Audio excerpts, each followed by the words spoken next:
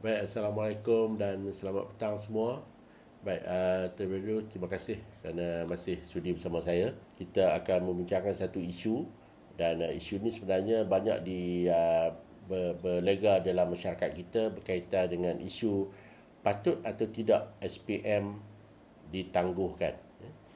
Dan hasil daripada perbincangan, perbualan, interaksi saya dengan para pelajar, guru-guru, ibu bapa, malah juga di kalangan masyarakat di sekitar di kawasan saya, dan juga di media-media sosial, kita dapati bahawa ada pelbagai pandangan berkaitan dengan sama ada perlu atau tidak SPM ini diteruskan ataupun ditangguhkan.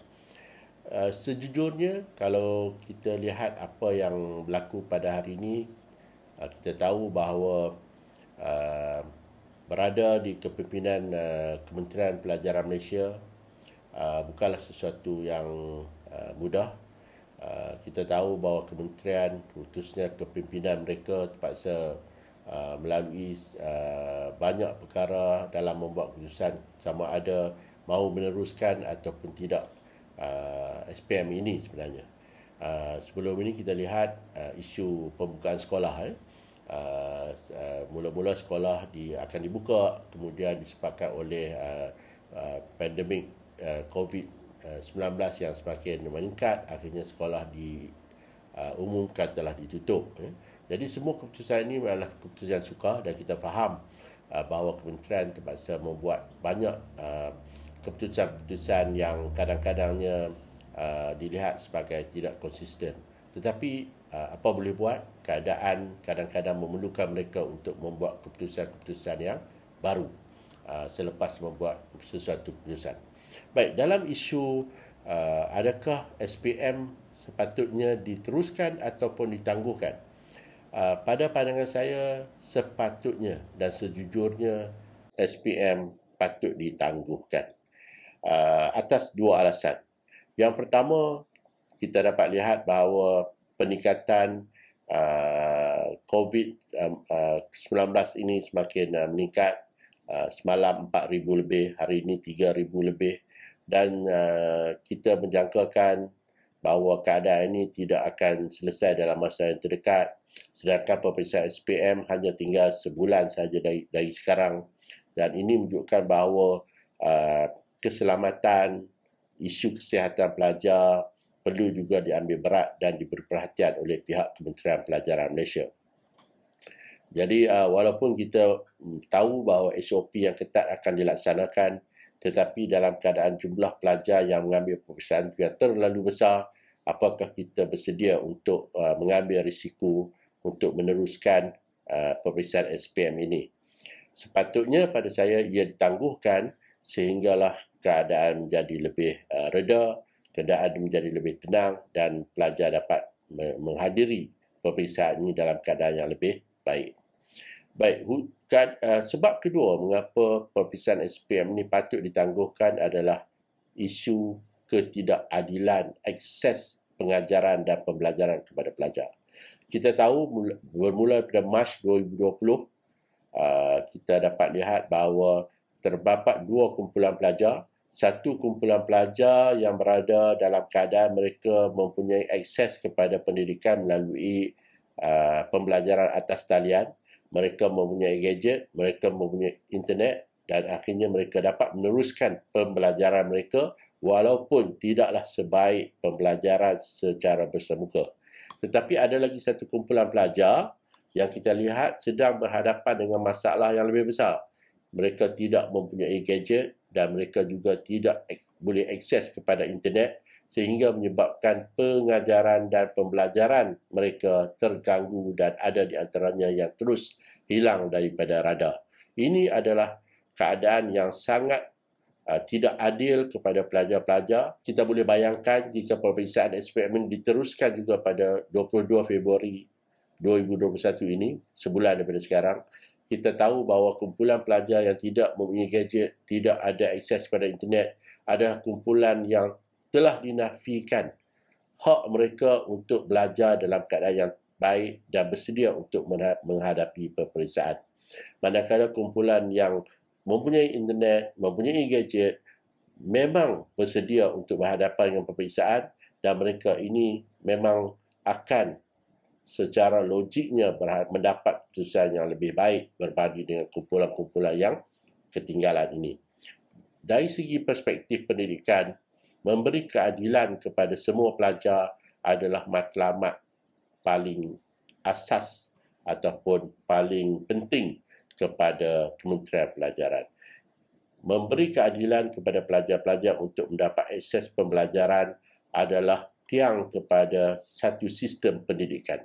Jika ketidakadilan berlaku apabila ada kumpulan pelajar yang dapat peluang untuk belajar, manakala ada kumpulan pelajar yang tidak dapat peluang untuk belajar, apabila kita melakukan ataupun menjalankan peperiksaan seperti SPM ini, kita sebenarnya sedang melakukan ketidakadilan kepada kumpulan pelajar yang dinafikan ataupun tidak ada peluang untuk belajar secara lebih baik. Jadi sebab itu saya merasakan bahawa Kementerian Pelajaran Malaysia harus menimbangkan semula dan memberi peluang untuk pelajar-pelajar ini, terutamanya kumpulan pelajar yang ketinggalan ini, yang tidak mempunyai akses internet, yang tidak mempunyai gadget ini, untuk berpeluang mengulang kaji dan mengambil peperiksaan apabila keadaan lebih tenang dan sedia. Saya ingin mencadangkan supaya peperiksaan SPM ini diadakan 1 bulan lebih awal daripada peperiksaan SPM 2021. Bermaksud pada tahun ini, sebelum diadakan peperiksaan SPM untuk kumpulan 2021, kita adakan terlebih dahulu peperiksaan SPM untuk kumpulan tahun 2020. Bermaksud kita ada 2 kohort, 2 kumpulan pelajar yang akan mengambil peperiksaan pada tahun ini. Satu kumpulan yang pertama dan sebulan selepas itu kumpulan yang kedua. Baik. Yang menjadi isunya kemudian adalah bagaimana pelajar-pelajar ini untuk tujuan pengambilan ke universiti. Kita tahu apabila jika penangguhan SPM berlaku, maka pelajar-pelajar ini akan menjadi kumpulan yang 2 kali ganda besarnya yang akan memohon untuk masuk ke universiti. Dan ini akan dilihat sebagai menimbulkan masalah kepada pihak pengurusan KBT dan juga pihak pengurusan universiti. Baik, pengalaman saya selama 1 tahun menyampaikan pengajaran atas talian sepenuhnya, mendapati bahawa sebenarnya pihak universiti sudah bersedia untuk melaksanakan pengajaran dan pembelajaran atas talian. Jadi, jikapun pelajar-pelajar ini kohort 2020 dan 2021 ini diambil untuk belajar di universiti, walaupun jumlahnya akan lebih besar, tetapi dengan menggunakan teknologi pembelajaran atas talian ini, kita akan dapati bahawa pihak universiti mampu untuk melaksanakan pengajaran dan pembelajaran secara menyeluruh kepada semua pelajar, walaupun jumlahnya jauh lebih besar berbanding dengan tahun-tahun yang lepas. Itu yang pertama. Yang keduanya, inilah masanya untuk pihak kerajaan melihat semula jika dahulu kita mempunyai peruntukan untuk menghantar pelajar-pelajar kita ke luar negara menggunakan peruntukan daripada pihak kerajaan, maka inilah masanya untuk kerajaan membantu universiti-universiti swasta dalam negara dengan membayar yuran pengajian pelajar-pelajar yang ingin belajar di universiti-universiti swasta dengan menggunakan peruntukan yang sepatutnya digunakan untuk mengajar pelajar ke luar negara. Saya jangkakan bahawa jumlah ini jauh lebih besar yang dapat kita berikan apabila pelajar-pelajar ini belajar di dalam negara kita. Dan ini juga dapat membantu industri dan juga pihak universiti swasta untuk meneruskan operasi mereka hasil daripada kemasukan pelajar-pelajar yang dibiayai yuran pengajian mereka oleh pihak kerajaan dengan menggunakan peruntukan yang sepatutnya menghantar pelajar ke luar negara. Pada saya, penangguhan SPM ini adalah sesuatu yang sangat kritikal, perlu dilakukan, dan pihak universiti pula akan mengambil langkah-langkah untuk menyelaraskan pengambilan pelajar yang lebih ramai pada tahun 2022 nanti.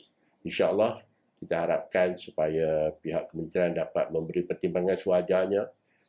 Ini adalah suara-suara daripada bawahan, daripada ibu bapa, daripada pelajar-pelajar sendiri, dan juga sebahagian daripada ahli-ahli masyarakat yang melihat bahawa untuk menjalankan pemeriksaan SPM ini biarlah anak-anak kita dalam keadaan bersedia dan mereka dapat menjawab pemeriksaan itu dengan hati yang lebih baik dan juga hati yang lebih tenang. Assalamualaikum warahmatullahi wabarakatuh.